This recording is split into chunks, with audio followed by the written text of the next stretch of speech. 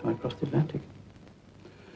Queen Mary, first-class cabin, full of flowers, like a bloody film star. They used to do that kind of thing in those days. For prestige. I don't do it anymore.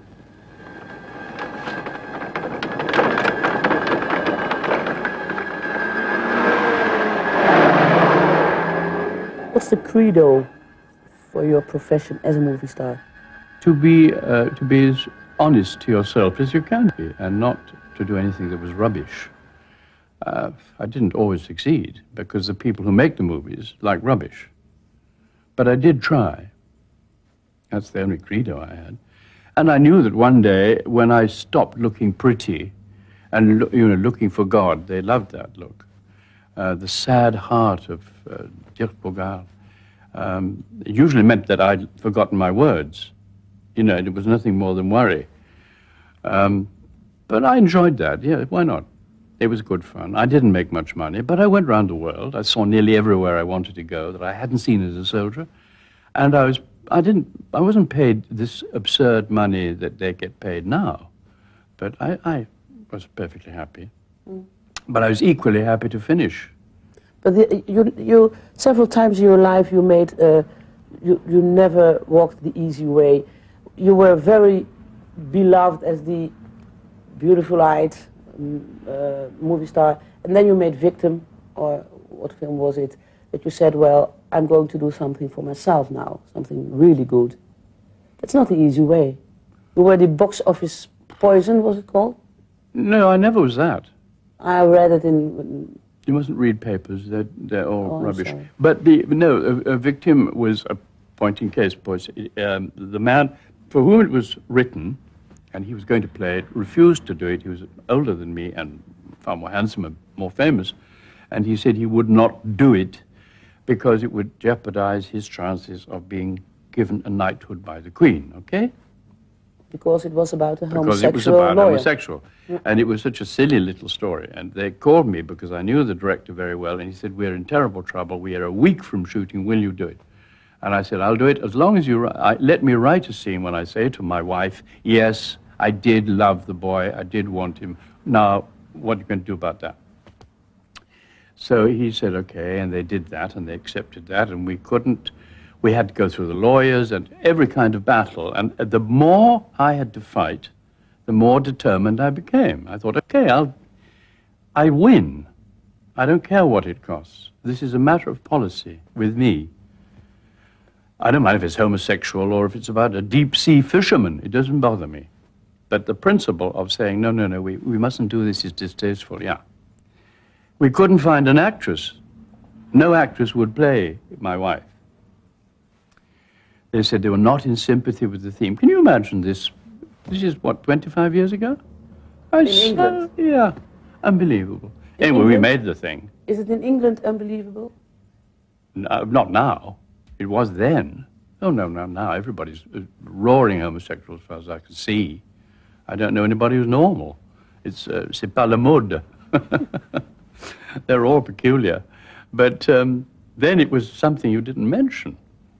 But now it's, I think we broke the bond. And we made, with the film, I know this because I have the letters, thank God, we got the law changed, not through me, but because they saw the film. They showed the film to all the bloody members of Parliament, and they all voted for something called, in England, the Wolfenden Report, which legalized consenting males to do it together after they were, whatever age, 21 or something. But, I mean, that was something done. But it didn't alienate the fans, because I made more fans, but they were more grown up, because before my fans were all children.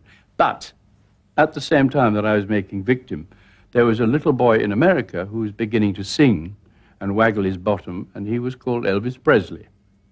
And that was the beginning of the change in entertainment, because people were now coming out of the miasma of the post-war days, the immediate post-war days of the 50s, and they wanted something else. The children wanted something else. They got them. They got the 5 little boys, 5 in those days, from Liverpool called the Beatles and Elvis. So my lot, the movie stars that we were, the hot pop stars, had no time. We had no place. So I had to change my rule. and change my chemin de fer, get on a different track. So I did, and I grew up. After all, when I did that, I was in my 40s. You couldn't run around being a pretty boy all the time. It becomes indecent.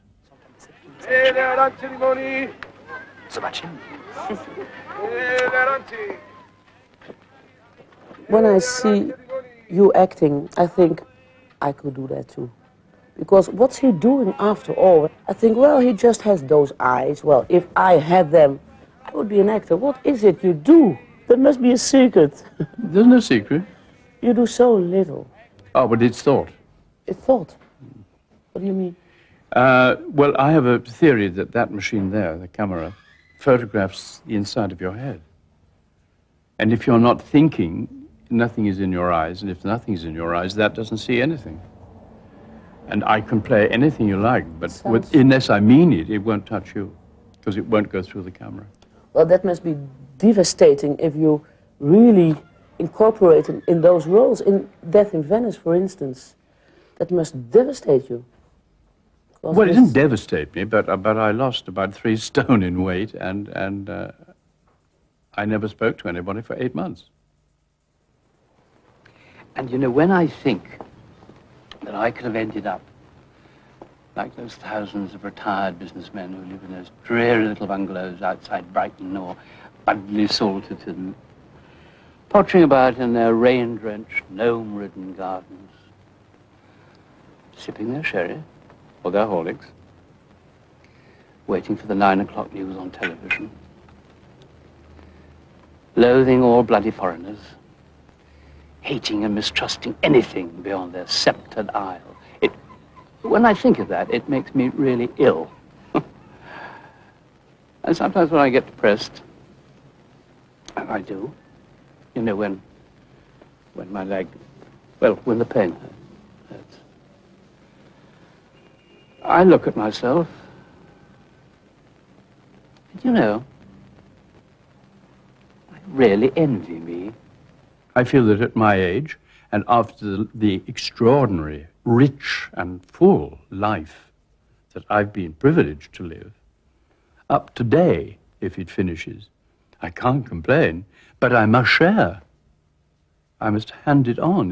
We call it in French, on prend the bâton. You take the bâton. You hand it on to someone else. I use a phrase for myself. I have a set of readers now, and I call them the bed and cocoa readers, because they usually are middle-aged, and they are very happy to be in bed together in the evening, Papa and Mama, with a cup of cocoa, and they read my book to each other. Okay? I'll buy that.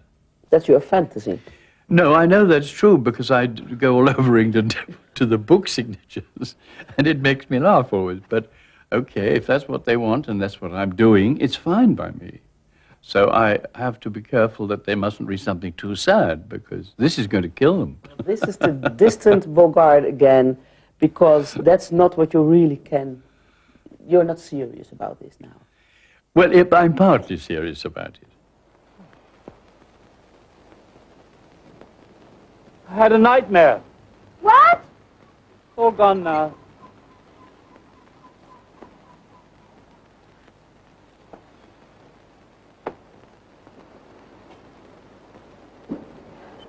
Il fait des siestes de plus en plus longues. Et avec ton père? Et bien faible, tu sais. Pourquoi tu ne lui parles jamais du passé, quand vous étiez jeune? Ça lui ferait du bien, il adore ça. You saw a lot of death during the war. Yeah. How do these years figure in your memory? As an Well, impression? it's very difficult to say to you, because I'm an old man now. I'm 72. And time, it's true, the cliches are always true. Time blunts. It softens things. But I couldn't speak about it until 5 years ago, 6 years ago. Until you wrote it down? Or? And I wrote it, for the Telegraph, for a newspaper in London. I was made to read 4 books on the Holocaust. And I didn't want to, but I had to read them, to review them. because I'd been in Belsen, and I'd seen Vught and one or two other places, camps here. And suddenly I was able to talk about it a little bit. So I then went on lectures to schools to talk to boys of between 15 and 18. But, you know, I said at one school, before I start my lecture, because I have two lectures, one is about what I've been sent for, which is to tell you about the Holocaust and the destruction of people by people, and the other one I will tell you the story of my life as a movie star. You can have which one you like. How many of you know about the Holocaust? No one put up a finger or a hand. So you lose heart. And you talk So about I talked to Holocaust. them, I told them about it. And then 3 of the little boys were crying, 2 were sick, and the matron of the school disappeared. Boom. So I did my job. Did you use your talent as an actor? No, I just told them. But I said, before I do, the first time I did it, I said, I may not get through this. And if I start to cry, it's not because I'm timid, but it's because I can't, I'm not ready to tell you yet. So that made them very interested. They were longing for me to cry, but I made them cry. How did you feel? Well, at the end of it, I couldn't go and talk to anybody at the school. They said, "Well, come and have a drink," and I said, "No, I get in the car and I drive away," and I did. I still can't. What happened then to you? You saw it again? Or you felt it then? More I than... smelled it again. You smelled it again? Yeah, it's odor. And you know, it's very easy for a young man. I was 24, and it was, I remember exactly the date, it was the 13th of April. It was a clear, sunny day, and we heard the camp had been, Belsen, had been evacuated by the Germans because there was typhoid there. So we knew that it wasn't good news, but we didn't know what we were going to see. And I thought that I would like a pair of German jackboots because they were very good and strong. And my assistant, who was with me in the RAF, he wanted a pair of Zeiss binoculars. And so we thought we'd go and steal some from the Germans. That was simple young man thinking. We didn't know what we were going to see. And we went into this, the gates were open, the trees were green, and there was no sound, no birds, nothing. And then the smell. And then we realized that we'd walked into hell. That was quite bad. And I think that stayed with me for the rest of my life. But after that, nothing in my life frightened me. Nothing. I don't believe in God, I don't believe in anyone after that. Because where the hell was he on the 13th of April? He wasn't around.